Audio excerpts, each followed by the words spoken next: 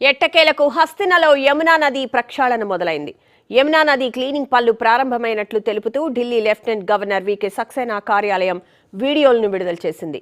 యమున ప్రక్షాళన మొదలవడంపై ఢిల్లీ వాసులు సంతోషం వ్యక్తం చేస్తున్నారు. ఢిల్లీ గత అసెంబ్లీ ఎన్నికల్లో యమునా నది కాలుష్యం ప్రధాన ప్రచారాస్త్రంగా నిలిచింది.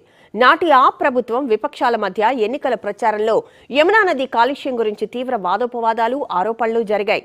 ఈ అసెంబ్లీ ఎన్నికల్లో ఆప్ ఘోర ఓటమి చెంది బీజేపీ గెలుపొందడంలో యమునా నది కాలుష్యం ప్రధాన పాత్ర పోషించింది. గతంలో 2 సార్లు గెలిచిన ఆప్ పార్టీ యమునా నదిని కాలుష్యం బారి నుంచి కాపాడలేకపోయిందనే విమర్శలు ఎదుర్కొంది. దీనికి తోడు స్థానికంగా ఉన్న భారీ పరిశ్రమల నుంచి వ్యర్థాలను నేరుగా నదిలోకి వదలడంతో యమునా నది నీరు విషపూరితంగా మారిపోయింది. దీంతో పలు పవిత్ర మాసాల్లో యమునా నదిలో పవిత్ర స్నానాలు చేసేవారు ప్రభుత్వంపై తీవ్ర స్థాయిలో విమర్శలు చేశారు. అధికారంలోకి రాగానే యమునా నదిని క్లీన్ చేసి తాజా అసెంబ్లీ ఎన్నికల ముందు బీజేపీ హామీ ఇచ్చింది. ఆ తర్వాత బీజేపీ 48 స్థానాల్లో భారీ విజయం సాధించి త్వరలో ప్రభుత్వాన్ని ఏర్పాటు చేసేందుకు సిద్ధమైంది.